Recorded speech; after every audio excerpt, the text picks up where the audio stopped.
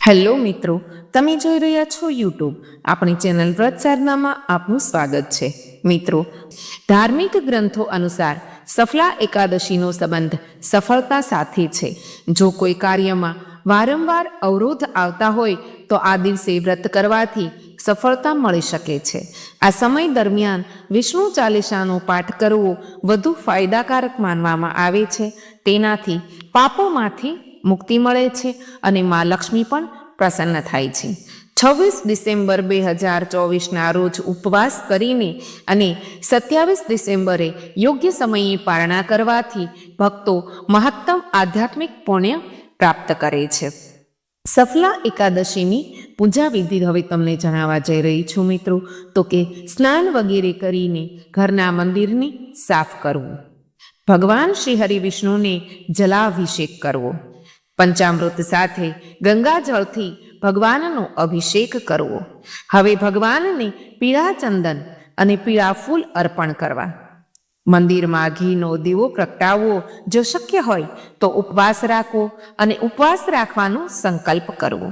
સફલા એકાદશીની વ્રત કથાનો પાઠ અવશ્ય કરવો. ઓમ નમો ભગવતે વાસુદેવાય મંત્રનો જાપ કરવો. ભગવાન શ્રી હરિવિષ્ણુ અને લક્ષ્મીજીની પૂર્ણ ભક્તિ સાથે આરતી કરવી. ભગવાનને તુલસીના પાન ચઢાવવા. અંતે પૂજા પાઠમાં થયેલી ભૂલો બદલ માફી માંગવી. મિત્રો, એકાદશીના અનેક લાભ અને નિયમો છે જે હવે હું તમને જણાવવા જઈ રહી છું. જો તમે નિયમિત રીતે એકાદશીનું વ્રત કરો છો તો તે તમારા બધા પાપોનો નાશ કરે છે.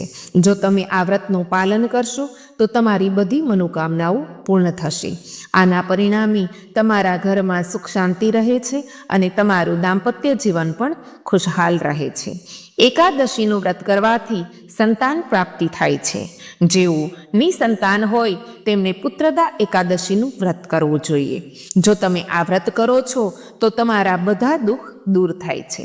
આ વ્રત કરવાથી તમને સ્વર્ગની પ્રાપ્તિ થાય છે અને તમારા પૂર્વજોની પણ સ્વર્ગની પ્રાપ્તિ થાય છે.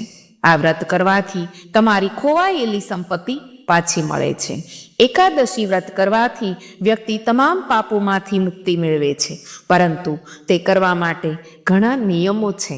આ દિવસે તમારે આગલી રાતથી જ બ્રહ્મચર્યનું પાલન કરવું જોઈએ.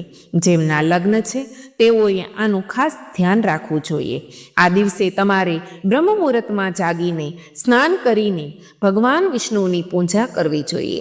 જો તમે એકાદશીનું વ્રત રાખ્યું હોય તો તમારે તમારા ગુસ્સા પર નિયંત્રણ રાખવું જોઈએ.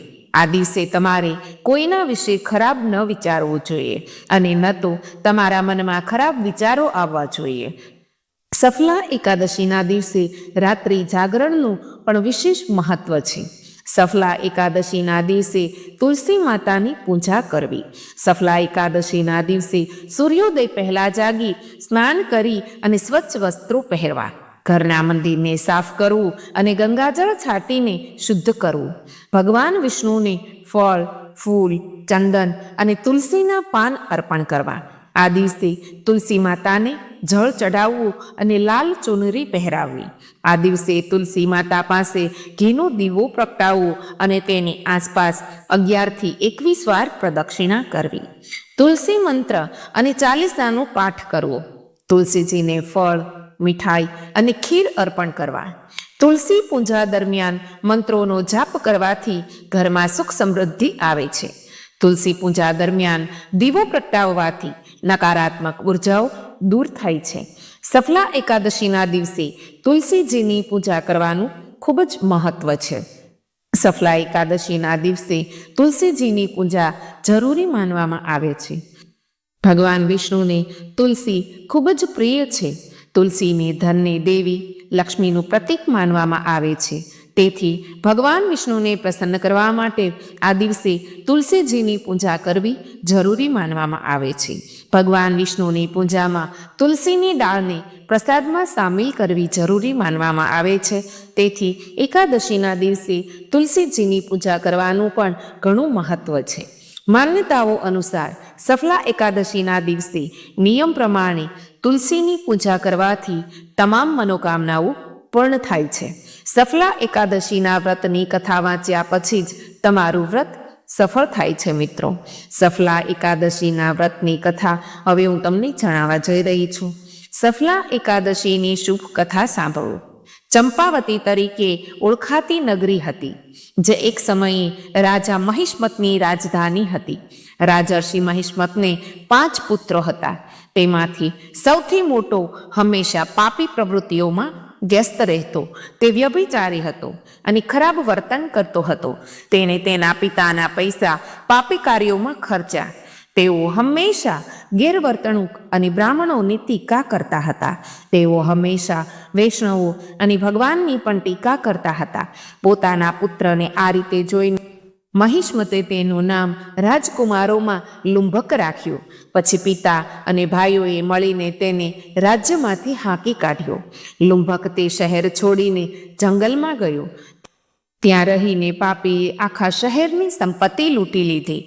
એક દિવસ તે શહેરમાં ચોરી કરવા આવ્યો, ત્યારે રાત્રે ચોકી પર રહેલા સંત્રીએ તેને પકડી લીધો. પરંતુ જ્યારે તેણે પોતાને મહિષ્મતના પુત્ર તરીકે ઓળખાવ્યો, ત્યારે સૈનિકોએ તેને છોડી દીધો. પછી તે પાપી જંગલમાં પાછો ફર્યો અને માંસ અને ફળો ખાઈને જીવવા લાગ્યો. એ દુષ્ટ વ્યક્તિનું વિશ્રામ સ્થળ પીપળના ઝાડ નીચે હતું. આ વર્ષો જૂનું પીપળનું ઝાડ હતું. તે જંગલમાં તે વૃક્ષને મહાન દેવતા માનવામાં આવતું હતું. પાપી લુંભક ત્યાં રહેતો હતો. ઘણા દિવસો પછી એક દિવસ કેટલાક સંચિત પુણ્યોના પ્રભાવથી તેમણે એકાદશીનું વ્રત કર્યું. માક્ષર મહિનામાં વદ પક્ષની દશમીના દિવસે પાપી લુંભકે ઝાડના ફળ ખાધા અને વસ્ત્રો વિનાના હોવાના કારણે તે આખી રાત ઠંડીથી પીડાતો રહ્યો. તે સમયે તેને ન તો ઊંઘ આવી કે ન તો આરામ મળ્યો. તે બેહોશ બની ગયો હતો. તે પાપી સૂર્યોદય પછી પણ ભાનમાં આવ્યો ન હતો. સફલા એકાદશીના દિવસે પણ લુંભક બેભાન રહ્યો. બપોર પછી તેને હોશ આવ્યો. પછી આજુબાજુ જોયા પછી તે તેની બેઠક પરથી ઊભો થયો અને જંગલમાં ગયો. લંગડાની જેમ આમ તેમ ફરતો રહ્યો. તેમ કમજોર બની ગયો હતો અને ભૂખથી પીડાતો હતો. રાજન, તે સમયે લુંભક ઘણા ફળો સાથે તેમના વિશ્રામ સ્થાને પાછો ફર્યો. તરત જ સૂર્ય ભગવાન અસ્ત થયા. પછી તેણે ઝાડના મૂળમાંથી ઘણા ફળો છૂટ્યા અને વિનંતી કરી કે લક્ષ્મીના ભગવાન વિષ્ણુ, આ ફળોથી સંતુષ્ટ થાઓ. એમ કહ્યું. લુંભકને આખી રાત ઊંઘ ન આવી. આમ તેમણે સ્વયંભૂ આ ઉપવાસ કર્યા. તે સમયે અચાનક આકાશમાંથી અવાજ આવ્યો, રાજકુમાર, સફલા એકાદશીના પ્રસાદથી તમને રાજ્ય અને પુત્ર પ્રાપ્ત થશે. ખૂબ સારું કહીને તેણે વરદાન સ્વીકાર્યું. આ પછી તેમનું સ્વરૂપ દિવ્ય બની ગયું. ત્યારથી તેમની શ્રેષ્ઠ બુદ્ધિ ભગવાન વિષ્ણુની પૂજામાં સમર્પિત થઈ. દેવી આભૂષણોથી સુશોભિત થઈને તેણે અકાનંતક રાજ્ય પ્રાપ્ત કર્યું અને 15 વર્ષ સુધી તેનું શાસન કર્યું. તે સમયે ભગવાન શ્રી કૃષ્ણની કૃપાથી તેમને ત્યાં મનોયોગ્ય નામના પુત્રનો જન્મ થયો.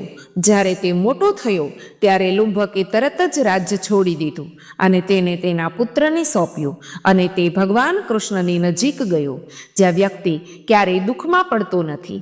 રાજન, આ રીતે જે વ્યક્તિ સફળા એકાદશીનું શુભ વ્રત કરે છે તે આ સંસારમાં સુખ ભોગવીને મૃત્યુ પછી મોક્ષની પ્રાપ્તિ કરે છે. ધન્ય છે સંસારમાં જે લોકો સફલા એકાદશીના ઉપવાસમાં વ્યસ્ત રહે છે. માત્ર તેનો જન્મ સફળ થાય છે. મહારાજ, તેનો મહિમા વાંચવાથી, સાંભળવાથી અને તે પ્રમાણે વર્તવાથી માણસને રાજસૂય યજ્ઞનું ફળ મળે છે. આ એકાદશી વ્રત વ્યક્તિને દરેક ક્ષેત્રમાં સફળતા અપાવે છે. આ સાથે જ આ વ્રતની અસરથી તમને ભગવાન વિષ્ણુ અને માતા લક્ષ્મીની અપાર કૃપા પ્રાપ્ત થાય છે. મિત્રો, આ દિવસે કેળાની છોડની પૂજા કરવી જોઈએ. સફલા એકાદશીના દિવસે કેળાના છોડની પૂજા કરવાનું ઘણું જ મહત્વ છે. આ દિવસે પાણીમાં હળદર નાખીને કેળાના છોડને અર્પણ કરવું અને તેની આસપાસ 7 વાર પ્રદક્ષિણા કરવી. એવું માનવામાં આવે છે કે આવું કરવાથી વૈવાહિક જીવનમાં સમસ્યાઓ દૂર થઈ જાય છે. વહેલા લગ્ન માટેની ઈચ્છા પૂર્ણ થાય છે. ભગવાન વિષ્ણુને પીળા ફૂલ ચડાવવા જોઈએ. સફલા એકાદશીના દિવસે પૂજા સમયે ભગવાન શ્રી હરિને પીળા ફૂલ ચડાવવા. આ સાથે ઓમ નમો ભગવતે વાસુદેવાય નમઃ મંત્રનો જાપ કરવો. કહેવાય છે કે આ ઉપાય કરવાથી વ્યક્તિને સારા સ્વાસ્થ્યનું વરદાન મળે છે. નોકરી અને ધંધામાં સફળતા મેળવવા માટે એકાદશીના દિવસે ભગવાન વિષ્ણુની સામે કાલવેની વાટથી 9 મુખીનો દીવો પ્રગટાવવો અને વિષ્ણુ સહસ્ત્રનામનો પાઠ કરવો. એવું કહેવામાં આવે છે કે આ ઉપાય કરવાથી વેપારમાં આવતી સમસ્યાઓ દૂર થાય છે. વેપારમાં નફા માટે સફલા એકાદશીના દિવસે ભગવાન વિષ્ણુની સાથે દેવી લક્ષ્મીની પૂજા કરવી જોઈએ. તેની સાથે જ દેવી લક્ષ્મીને લાલ રંગના વસ્ત્રો અર્પણ કરવાથી શુભ ફળ મળે છે. આ સાથે વેપાર અને આર્થિક લાભમાં અપાર સફળતા મળે છે. પૈસા મેળવવા માટે સફલા એકાદશીના દિવસે દેવી લક્ષ્મીને પ્રસન્ન કરવા ભગવાન વિષ્ણુને જળથી અભિષેક કરવો. અભિષેક માટે દક્ષિણાવર્તી શંખનો ઉપયોગ કરવો. મિત્રો, સફલા એકાદશીની કથા અહીં સમાપ્ત થાય છે. ધન્યવાદ.